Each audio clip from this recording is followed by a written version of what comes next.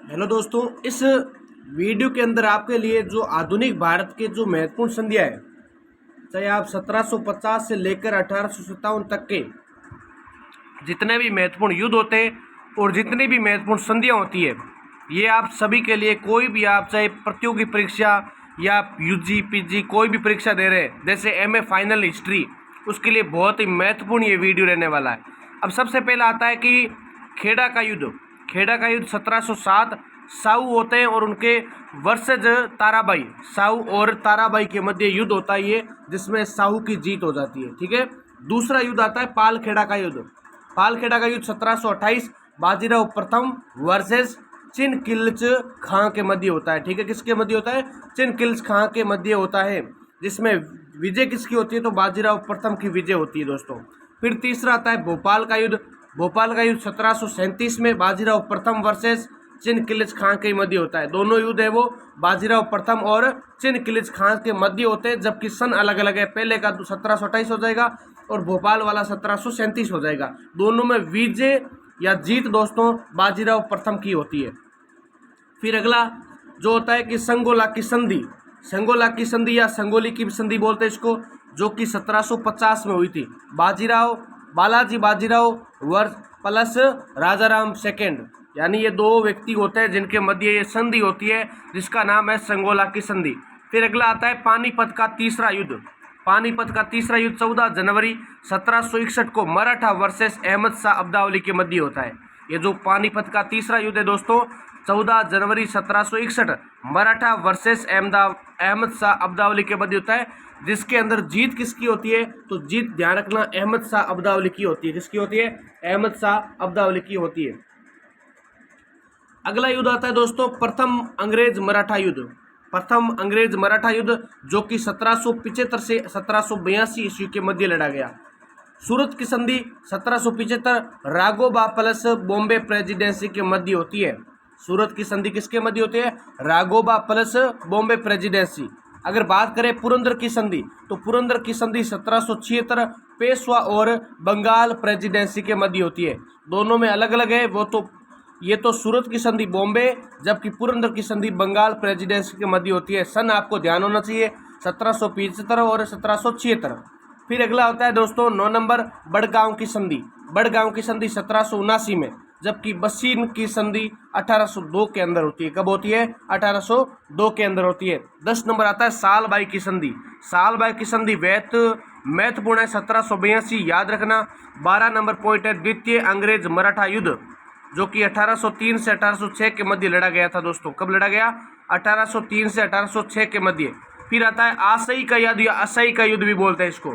तो आसई का युद्ध कब होता है दोस्तों? 1803 में होता है। सिंधिया और भोंसले दोनों साथ होते हैं और उसके सामने कौन होते हैं? अंग्रेज होते हैं। कौन होते हैं दोस्तों?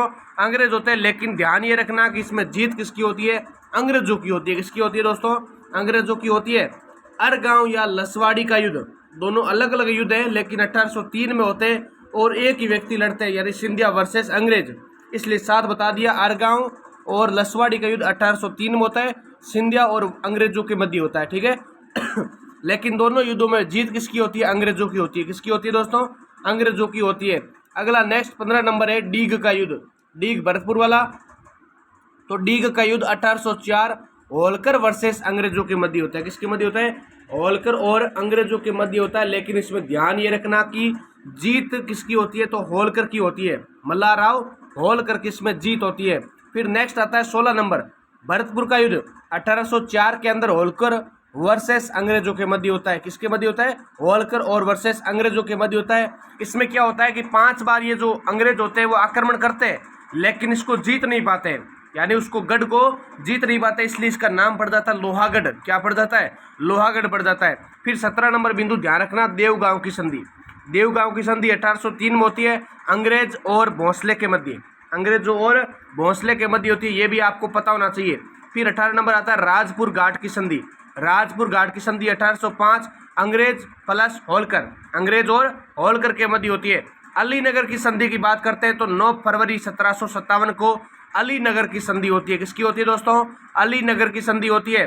क्लाइव और सिराजुद्दौला के मध्य होती है। किसके मध्य होते हैं? क्लाइव और सिराजुद्दौला के मध्य होती है। जो राजपुर घाट की संधि है वो अंग्रेज और होलकर के मध्य होती है। ये दोनों अलग अलग है, ध्यान रखना। फिर अगला आता है प्लासी का युद्ध। प्लासी का युद्ध 23 जून 1757, 23 जून 1757 अंग्रेजों और सिराजुद्दौला के मध्य लड़ा जाता है, जिसमें अंग्रेजों की क्या होती है, विजय होती है और मीर जाफर को बंगाल का नवाब बनाया जाता है। फिर 21 नंबर आता है बक्सर का युद्ध। बक्सर के युद्ध की बात करें तो 1764 ईस्वी में होता है और अमीर कासिम बंगाल के होते हैं, सुजाउद्दौला अवध के, जबकि शाह आलम द्वितीय मुगल होते हैं। ठीक है, मुगल सम्राट होते हैं। तो तीनों मिलकर मुकाबला करते हैं अंग्रेजों से, लेकिन फिर भी दोस्तों बक्सर के युद्ध में जीत किसकी होती है, अंग्रेजों की होती है। दोनों ध्यान रखना फैक्टर।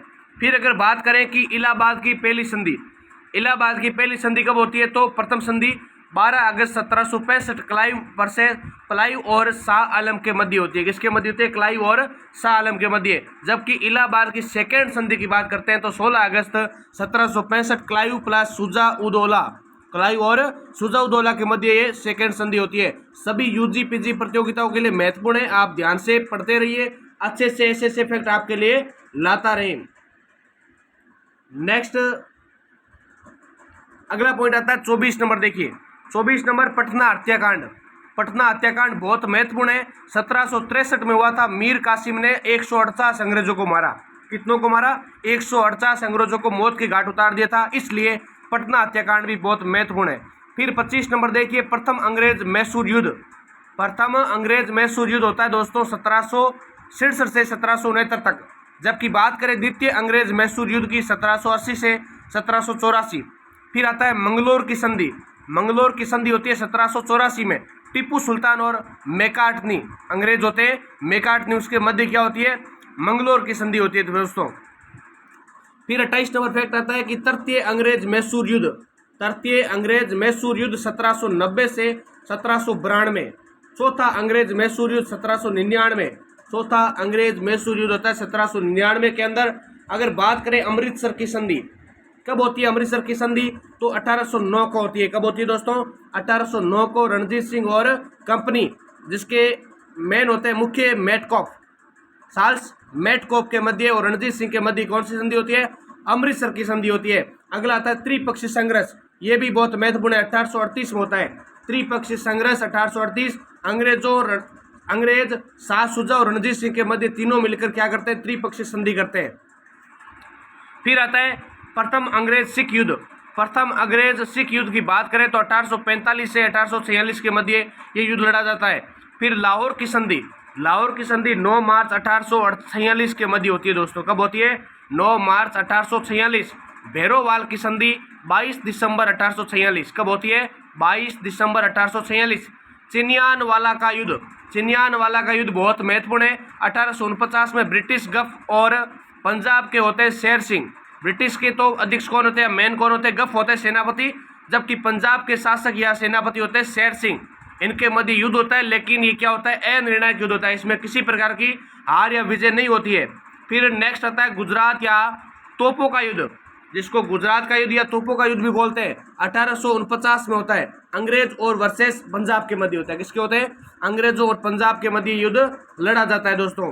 फिर आता है 37 नंबर। देखिए 37 नंबर पॉइंट की बात करें अगर, तो प्रथम अंग्रेज नेपाल युद्ध 1814 से 1816 के मध्य होता है, जिसमें संगोली की संधि द्वारा इस युद्ध को क्या करते हैं दोस्तों, समाप्त किया जाता है। ध्यान रखना, प्रथम अंग्रेज नेपाल युद्ध 1814 से 1816 के मध्य, और इसमें संगोली की युद्ध संधि द्वारा क्या होता है, इस युद्ध को समाप्त कर दिया जाता है। फिर अगर आता है प्रथम अंग्रेज बर्मा युद्ध। 38 नंबर प्रथम अंग्रेज बर्मा युद्ध यांडाबू संधि द्वारा समाप्त करते हैं इस युद्ध को। यांडाबू की संधि होती है जिसके द्वारा इस युद्ध को समाप्त कर दिया जाता है। अगला है बैरकपुर विद्रोह। यह भी बहुत महत्वपूर्ण है परीक्षा की दृष्टि से। बैरकपुर विद्रोह, जिसमें मंगल पांडे ने विद्रोह किया था, ध्यान होगा आपको। 1824 47वीं नेटिव इन्फेंट्री द्वारा क्या होता है, यहाँ पर विद्रोह किया जाता है। कौन सी होती है, 47 फिर नेटिव एनआई भी बोलते हैं इसको। फिर 40 नंबर पॉइंट है कि भारत में सहायक संधि शुरू होती है लॉर्ड वेलेजली के काल में। कब होती है, लॉर्ड वेलेजली के काल में। तो दोस्तों ये बहुत ही महत्वपूर्ण आप सभी के लिए लेकर आया था वीडियो छोटा सा, ताकि अच्छे से आपके यहाँ से प्रश्न क्लियर हो सके। एक भी पर्सन यहाँ से गलत नहीं हो। आप हमारे टेलीग्राम से जुड़ सकते हैं और यूट्यूब से भी जुड़ सकते हैं। Telegram mission government teacher SP और यूट्यूब भी मिशन गवर्नमेंट टीचर एसपी। आप सभी का बहुत बहुत धन्यवाद, आपने अच्छे से देखा और आपको याद होगा आशा करता हूँ। जय हिंद, जय भारत।